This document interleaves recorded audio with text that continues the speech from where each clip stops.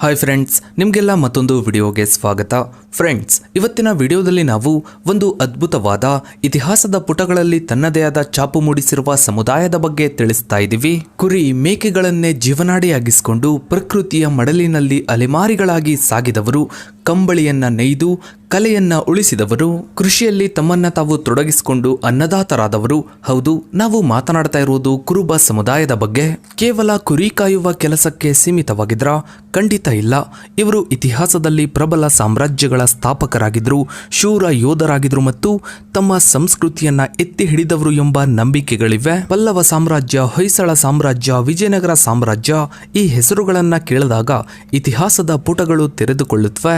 ಈ ಮಹಾನ್ ಸಾಮ್ರಾಜ್ಯಗಳೊಂದಿಗೆ ಕುರುಬ ಸಮುದಾಯಕ್ಕಿರುವ ಸಂಬಂಧವೇನು? ಮಹಾರಾಷ್ಟ್ರವನ್ನ ಆಳಿದ ಯಾದವ ರಾಜವಂಶದ ಸ್ಥಾಪಕ ದೃಢ ಪ್ರಹಾರನಿಗೂ ಕುರುಬ ಸಮುದಾಯಕ್ಕೂ ಇರುವ ಕೊಂಡಿ ಏನು? ಹಾಗೆ ಕುರುಬ ಸಮುದಾಯದ ಮೂಲ, ಇತಿಹಾಸ, ಸಂಸ್ಕೃತಿ ಮತ್ತು ಭಾರತದ ಚರಿತ್ರೆಯಲ್ಲಿ ಅವರ ಪಾತ್ರದ ಬಗ್ಗೆ ಸಂಪೂರ್ಣವಾಗಿ ನೋಡ್ತಾ ಹೋಗೋಣ ಬನ್ನಿ. ಫ್ರೆಂಡ್ಸ್, ಕುರುಬ ಸಮುದಾಯವು ಭಾರತದ ಒಂದು ಪ್ರಾಚೀನ ಮತ್ತು ಮಹತ್ವದ ಸಮುದಾಯವಾಗಿದೆ. ವಿಶೇಷವಾಗಿ ಕರ್ನಾಟಕ, ಆಂಧ್ರಪ್ರದೇಶ, ತೆಲಂಗಾಣ ಮತ್ತು ತಮಿಳುನಾಡಿನಲ್ಲಿ ಇವರ ಸಂಖ್ಯೆ ಗಣನೀಯವಾಗಿದೆ.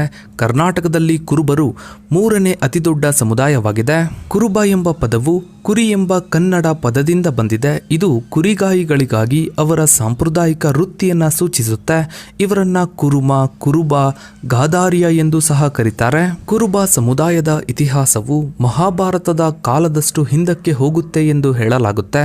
ದಕ್ಷಿಣ ಭಾರತದಲ್ಲಿ ನವ ಶಿಲಾಯುಗದ ಕೃಷಿ ಗ್ರಾಮಗಳ ನಿವಾಸಿಗಳಿಂದ ಇವರು ವಂಶಸ್ಥರು ಎಂದು ಕೆಲವು ವರದಿಗಳು ಸೂಚಿಸುತ್ತವೆ. ಮಹಾಭಾರತದ ಕಾಲದಲ್ಲಿ ಮತ್ತು ಅದಕ್ಕೂ ಮುಂಚಿನ ವೈದಿಕ ಕಾಲದಿಂದಲೂ ಜಾನುವಾರು ಪಾಲನೆ ಅಂದರೆ ಕುರಿ, ಮೇಕೆ, ಹಸುಗಳನ್ನ ಮೇಯಿಸೋದು ಒಂದು ಪ್ರಮುಖ ವೃತ್ತಿಯಾಗಿತ್ತು. ಕುರುಬ ಸಮುದಾಯದ ಸಾಂಪ್ರದಾಯಿಕ ವೃತ್ತಿಯೇ ಕುರಿಗಳನ್ನ ಮೇಯಿಸೋದಾಗಿತ್ತು.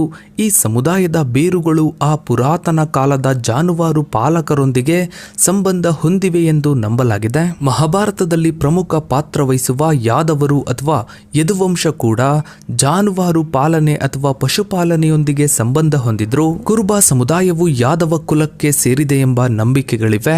ಶ್ರೀಕೃಷ್ಣನು ಯಾದವ ಕುಲದವನಾಗಿದ್ದನು ಮತ್ತು ಗೋವುಗಳನ್ನ ಪಾಲಿಸುವ ಗೋಪಾಲಕನಾಗಿದ್ದನು. ಈ ಸಂಬಂಧವು ಕುರುಬ ಇತಿಹಾಸವನ್ನ ಮಹಾಭಾರತದ ಕಾಲಕ್ಕೆ ಕೊಂಡೊಯ್ಯುತ್ತೆ. ಪ್ರಾಚೀನ ಭಾರತದಲ್ಲಿ ಅಸ್ತಿತ್ವದಲ್ಲಿದ್ದ ವಿವಿಧ ವೃತ್ತಿ ಆಧಾರಿತ ಸಮುದಾಯಗಳಲ್ಲಿ ಕುರುಬರು ತಮ್ಮದೇ ಆದ ವಿಶಿಷ್ಟ ಸ್ಥಾನವನ್ನ ಹೊಂದಿದ್ರು.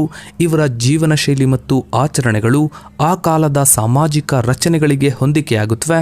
ಇನ್ನು ಕುರುಬ ಸಮುದಾಯದಲ್ಲಿ ಪ್ರಚಲಿತದಲ್ಲಿರುವ ಕೆಲವು ಜಾನಪದ ಕಥೆಗಳು ಮತ್ತು ದಂತಕಥೆಗಳು ಸಹ ಅವರ ಇತಿಹಾಸವನ್ನ ಮಹಾಭಾರತದ ಕಾಲಕ್ಕೆ ಅಥವಾ ಅದಕ್ಕೂ ಮುಂಚಿನ ಕಾಲಕ್ಕೆ ಜೋಡಿಸುತ್ತವೆ. ಹೀಗಾಗಿನೇ ಕುರುಬ ಸಮುದಾಯವು ಕೇವಲ ಒಂದು ವೃತ್ತಿ ಆಧಾರಿತ ಸಮುದಾಯವಾಗಿರದೆ ಮಹಾಭಾರತದ ಕಾಲದಿಂದಲೂ ತನ್ನ ಅಸ್ತಿತ್ವವನ್ನ ಉಳಿಸಿಕೊಂಡು ಬಂದಿರುವ ಶ್ರೀಮಂತ ಇತಿಹಾಸವನ್ನ ಹೊಂದಿರುವ ಒಂದು ಪ್ರಾಚೀನ ಸಮುದಾಯ ಎಂದು ಹೇಳಲಾಗುತ್ತೆ. ಸಾಂಪ್ರದಾಯಿಕವಾಗಿ ಕುರುಬರು ಕುರಿ, ಮೇಕೆ ಮತ್ತು ಇತರ ಜಾನುವಾರುಗಳನ್ನ ಸಾಕುವ ಕುರಿಗಾಯಿಗಳು ಮತ್ತು ಪಶುಪಾಲಕರು. ಕೃಷಿಯು ಇವರ ಪ್ರಮುಖ ಕಸುಬು. ಇನ್ನು ಅನೇಕರು ಅಲೆಮಾರಿ ಜೀವನ ಶೈಲಿಯನ್ನ ನಡೆಸ್ತಾ ಕುರಿಗಳೊಂದಿಗೆ ಒಂದು ಹುಲ್ಲುಗಾವಲಿನಿಂದ ಇನ್ನೊಂದಕ್ಕೆ ವಲಸೆ ಹೋಗ್ತಾರೆ. ಒಂದು ಕಾಲದಲ್ಲಿ ಕಂಬಳಿಗಳನ್ನ ನೇಯುವುದು ಇವರ ಉಪಜೀವನವಾಗಿತ್ತು. ಇನ್ನು ಕುರುಬ ಸಮುದಾಯದವರು ಅನೇಕ ಪ್ರಾಚೀನ ಸಾಮ್ರಾಜ್ಯಗಳನ್ನ ಸ್ಥಾಪಿಸಿ ಆಳಿದ್ದಾರೆ ಎಂದು ಇತಿಹಾಸಕಾರರು ನಂಬ್ತಾರೆ. ತಮಿಳುನಾಡಿನ ಪಲ್ಲವ ಸಾಮ್ರಾಜ್ಯವನ್ನ ಕುರುಬರು ನಿರ್ಮಿಸಿದ್ದಾರೆ ಎಂದು ಕೆಲವರು ಹೇಳ್ತಾರೆ. ಪಲ್ಲವ ಸಾಮ್ರಾಜ್ಯದ ಪತನದ ನಂತರ ಅವರು ತಮ್ಮ ವೈರಿಗಳಿಂದ ತಪ್ಪಿಸಿಕೊಳ್ಳಲು ಕಾಡಿಗೆ ಬಂದು ನೆಲೆಸಿದ್ದರು ಎಂದು ಹೇಳಲಾಗುತ್ತೆ. ಹೌದು ಫ್ರೆಂಡ್ಸ್, ತಮಿಳುನಾಡಿನ ಪಲ್ಲವ ಸಾಮ್ರಾಜ್ಯವನ್ನ ಕುರುಬರು ನಿರ್ಮಿಸಿದ್ದಾರೆ ಎಂಬುದು ಕೆಲವು ಸಮುದಾಯಗಳಲ್ಲಿ ಚಾಲ್ತಿಯಲ್ಲಿರುವ ಒಂದು ನಂಬಿಕೆ. ಈ ವಾದದ ಪ್ರಕಾರ ಪಲ್ಲವರು ಮೂಲತಃ ಕುರುಬ ಸಮುದಾಯಕ್ಕೆ ಸೇರಿದವರು. ಪಲ್ಲವ ಸಾಮ್ರಾಜ್ಯದ ಪತನದ ನಂತರ ಕುರುಬರು ತಮ್ಮ ವೈರಿಗಳಿಂದ ತಪ್ಪಿಸಿಕೊಳ್ಳಲು ಕಾಡು ಪ್ರದೇಶಗಳಲ್ಲಿ ವಲಸೆ ಹೋಗಿ ಅಲ್ಲಿ ನೆಲೆಸಿದ್ದರು ಎಂದು ಹೇಳಲಾಗುತ್ತೆ. ಈ ನಂಬಿಕೆಯು ಬಲವಂತದ ವಲಸೆ ಮತ್ತು ಅಡಗಿಕೊಳ್ಳುವಿಕೆಯನ್ನ ಸೂಚಿಸುತ್ತೆ.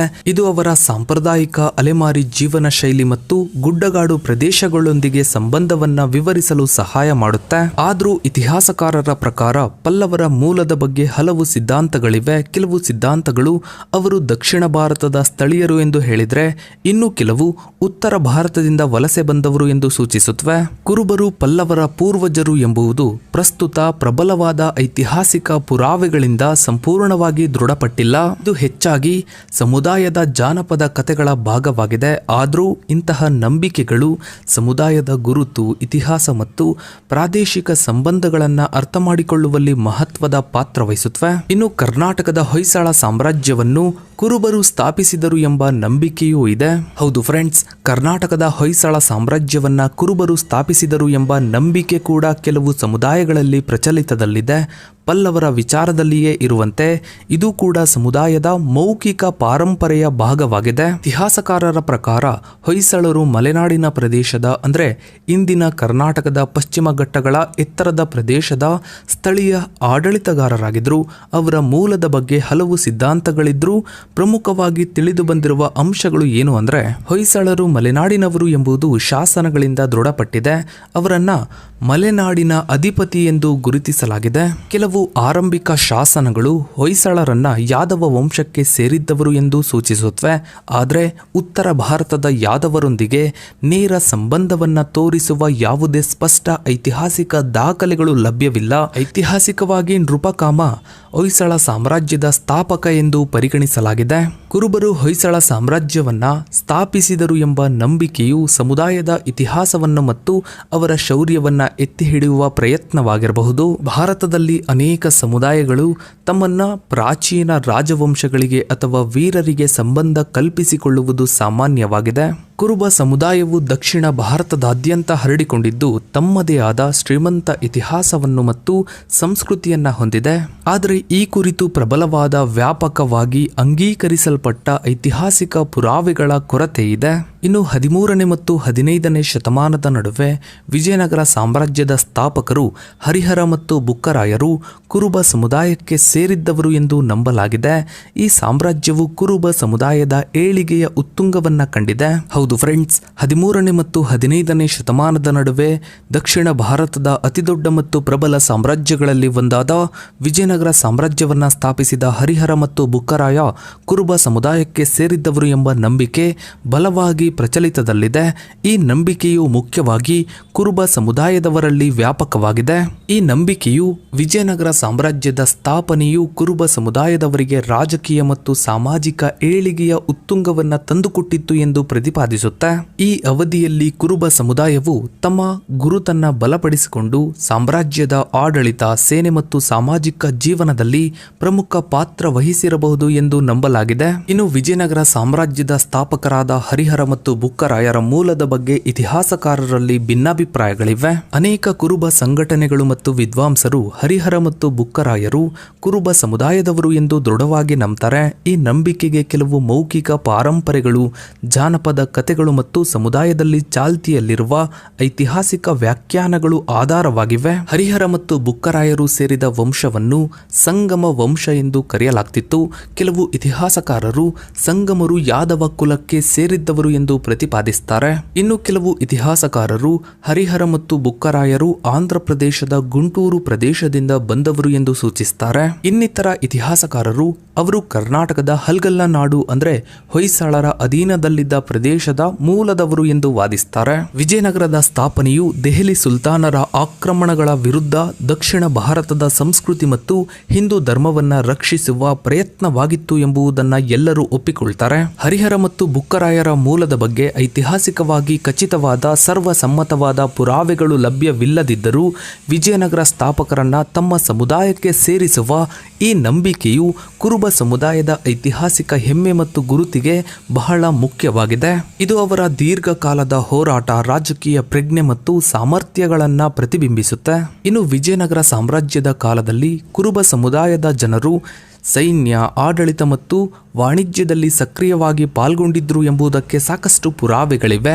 ಇದು ಈ ನಂಬಿಕೆಗೆ ಮತ್ತಷ್ಟು ಬಲ ನೀಡುತ್ತೆ. ಇನ್ನು ಮಹಾರಾಷ್ಟ್ರವನ್ನ ಆಳಿದ ಸೆಯೂನ ಅಂದ್ರೆ ಯಾದವ ರಾಜವಂಶದ ಸ್ಥಾಪಕ ದೃಢ ಪ್ರಹಾರ ಕೂಡ ಕುರುಬ ಸಮುದಾಯದವರು ಎಂದು ಹೇಳಲಾಗುತ್ತೆ. ಹೌದು ಫ್ರೆಂಡ್ಸ್, ಮಹಾರಾಷ್ಟ್ರ ಮತ್ತು ದಕ್ಷಿಣ ಭಾರತದ ಕೆಲವು ಭಾಗಗಳನ್ನ ಆಳಿದ ಪ್ರಮುಖ ರಾಜವಂಶಗಳಲ್ಲಿ ಒಂದಾದ ಸೆಯೂನ ರಾಜವಂಶದ ಸ್ಥಾಪಕನಾದ ದೃಢ ಪ್ರಹಾರ ಕೂಡ ಕುರುಬ ಸಮುದಾಯಕ್ಕೆ ಸೇರಿದ್ದವನು ಎಂಬ ನಂಬಿಕೆಯು ಕೆಲವು ಸಮುದಾಯಗಳಲ್ಲಿ, ವಿಶೇಷವಾಗಿ ಕುರುಬ ಯಾದವ ಸಮುದಾಯಗಳಲ್ಲಿ ಪ್ರಚಲಿತದಲ್ಲಿದೆ. ಅನೇಕ ಕಡೆ ಯಾದವರನ್ನ ಕುರುಬರು ಅಥವಾ ಕುರುಬರನ್ನ ಯಾದವರು ಎಂದು ಕೂಡ ಕರೆಯಲಾಗುತ್ತೆ.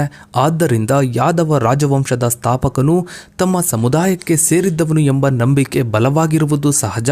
ಇನ್ನು ದೃಢ ಪ್ರಹಾರ ಕುರುಬ ಸಮುದಾಯದವನು ಎಂದು ದೃಢವಾಗಿ ಹೇಳಲು ನೇರ ಮತ್ತು ಸ್ಪಷ್ಟವಾದ ಐತಿಹಾಸಿಕ ಅಥವಾ ಶಾಸನಗಳ ಪುರಾವೆಗಳು ಪ್ರಸ್ತುತ ಲಭ್ಯವಿಲ್ಲ. ಇನ್ನು ದಾಸ ಸಾಹಿತ್ಯದ ಶ್ರೇಷ್ಠ ಸಂತಕವಿ ಕನಕದಾಸರು ಕೂಡ ಕುರುಬ ಸಮುದಾಯದವರು. 18ನೇ ಶತಮಾನದ ಸ್ವತಂತ್ರ ಹೋರಾಟಗಾರ ಮತ್ತು ಬ್ರಿಟಿಷರ ವಿರುದ್ಧ ಹೋರಾಡಿದ ಕ್ರಾಂತಿವೀರ ಸಂಗೊಳ್ಳಿ ರಾಯಣ್ಣ ಕೂಡ ಈ ಸಮುದಾಯಕ್ಕೆ ಸೇರಿದವರು. ಇನ್ನು 1803ರಲ್ಲಿ ಬ್ರಿಟಿಷರ ವಿರುದ್ಧ ಹೋರಾಡಲು ಕುರುಬ ಸೈನಿಕರನ್ನ ಸೇರಿಸಿಕೊಂಡು ಸೈನ್ಯವನ್ನ ಕಟ್ಟಿದ ಮೊದಲ ಸ್ವತಂತ್ರ ಹೋರಾಟಗಾರ ಮಹಾರಾಜ ಯಶವಂತರಾವ್ ಹೋಳ್ಕರ್. ಇನ್ನು ಕರ್ನಾಟಕದಲ್ಲಿ ಕಾಡು ಕುರುಬರು ಮತ್ತು ಜೇನು ಕುರುಬರು ಎಂಬ ಬುಡಕಟ್ಟು ಸಮುದಾಯಗಳು ಇವೆ. ಜೇನು ಕುರುಬರು ಜೇನು ಸಂಗ್ರಹಣೆ ಮತ್ತು ಅರಣ್ಯ ಉತ್ಪನ್ನಗಳ ಮೇಲೆ ಅವಲಂಬಿತರಾಗಿದ್ದಾರೆ. ಕುರುಬ ಸಮುದಾಯವು ಭಾರತದ ಇತಿಹಾಸ, ಸಂಸ್ಕೃತಿ ಮತ್ತು ಸಮಾಜಕ್ಕೆ ಗಣನೀಯ ಕೊಡುಗೆಗಳನ್ನು ನೀಡಿದೆ. ಇವರ ಇತಿಹಾಸವು ಕುರಿಪಾಲನೆಯಿಂದ ಸಾಮ್ರಾಜ್ಯಗಳ ಆಳ್ವಿಕೆಗಳವರೆಗೆ ವೈವಿಧ್ಯಮಯ ಅಂಶಗಳನ್ನು ಒಳಗೊಂಡಿದೆ. ಸೊ ಫ್ರೆಂಡ್ಸ್, ಇದಾಗಿತ್ತು ಇವತ್ತಿನ ಈ ಒಂದು ವಿಡಿಯೋದ ಬಗ್ಗೆ ನಿಮ್ಮ ಅನಿಸಿಕೆ ಅಭಿಪ್ರಾಯಗಳನ್ನು ತಪ್ಪದೆ ಕಮೆಂಟ್ ಸೆಕ್ಷನ್ ಅಲ್ಲಿ ಕಮೆಂಟ್ ಮಾಡಿ. ಹಾಗೆ ವಿಡಿಯೋಗೊಂದು ಲೈಕ್ ಮಾಡ್ತಾ ವಿಡಿಯೋನ ಆದಷ್ಟು ಎಲ್ಲ ಕಡೆ ಶೇರ್ ಮಾಡಿ. ನೀವಿನ್ನು ನಮ್ಮ ಚಾನಲ್ಗೆ ಸಬ್ಸ್ಕ್ರೈಬ್ ಆಗಿಲ್ಲ ಅಂದ್ರೆ ಕೆಳಗಡೆ ಕಾಣೋ ಸಬ್ಸ್ಕ್ರೈಬ್ ಅನ್ನು ಕ್ಲಿಕ್ ಮಾಡಿ. ಹಾಗೆ ಪಕ್ಕದಲ್ಲಿ ಕಾಣೋ ಬೆಲ್ ಐಕನ್ ಕೂಡ ಕ್ಲಿಕ್ ಮಾಡಿ. Thanks for watching.